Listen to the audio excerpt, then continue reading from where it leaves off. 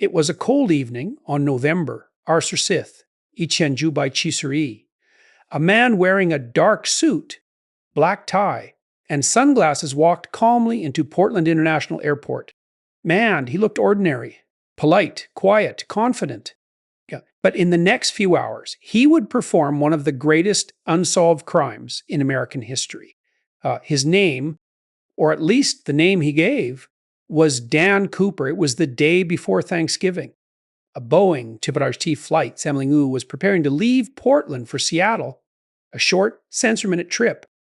Among the Sensor Loop passengers on board, one man stood out. He carried a black briefcase and sat in seat, Sherbot C. He ordered a bourbon and soda, lit a cigarette, and appeared completely at ease, bland. When the flight took off, he handed a folded note to the flight attendant, Florence Schaffner.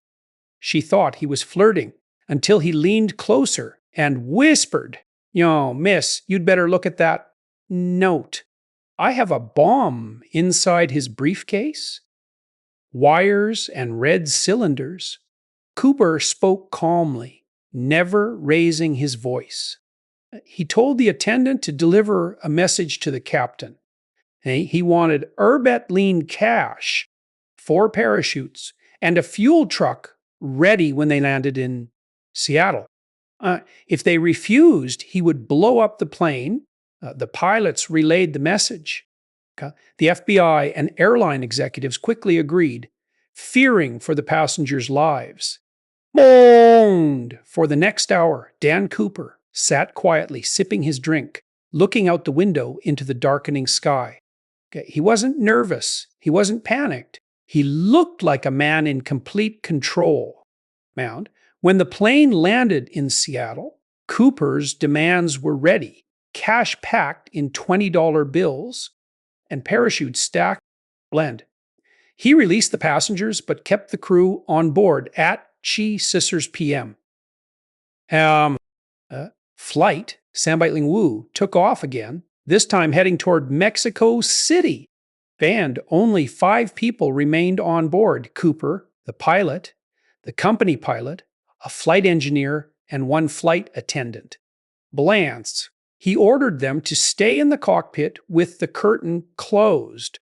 Now, as the plane climbed to Sir Ling Feet, he put on a parachute, tied the bag of money around his waist, and opened the rear stairs, a feature unique to that aircraft.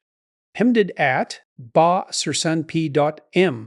Somewhere over the dense forests of southwestern Washington, the plane's tail suddenly lifted, as if someone had jumped. Bland. When they landed, Cooper was gone, the rear stairs were still down, the money gone.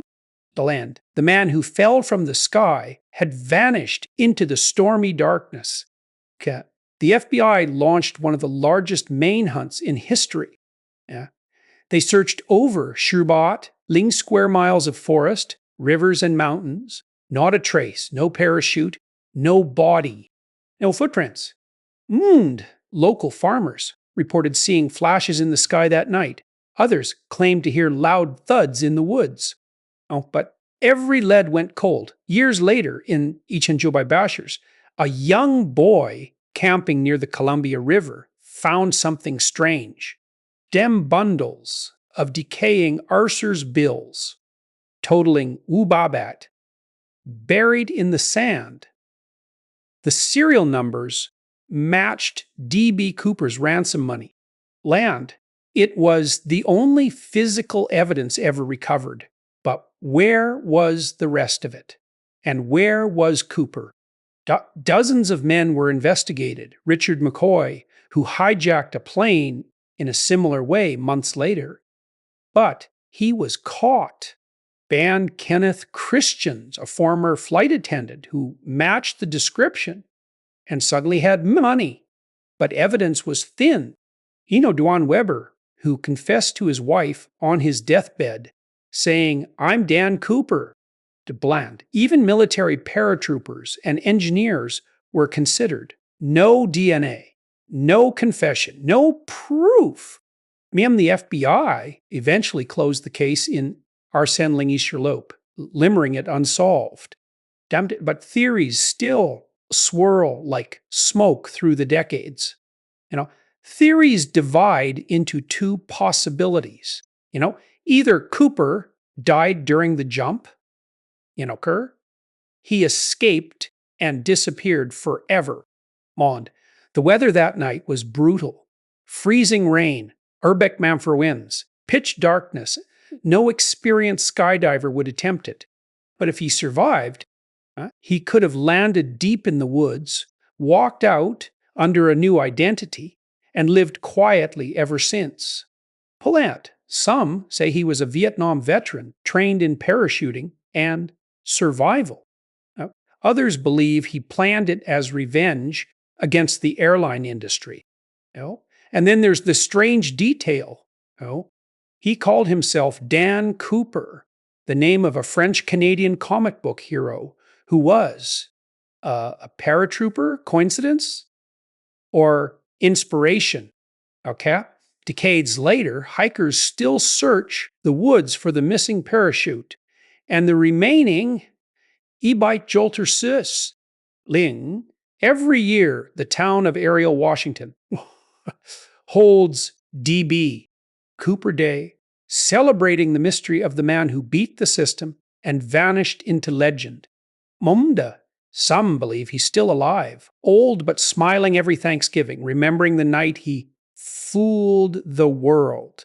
That others think he lies somewhere in the forest, buried under decades of mystery and myth. He appeared out of nowhere, walked onto a plane with a briefcase, and vanished into the clouds, leaving behind the only unsolved skyjacking in history. No body, no parachute, no truth. Just a name, DDB Cooper, planned, and a question that will echo forever. Did he die, or did he win?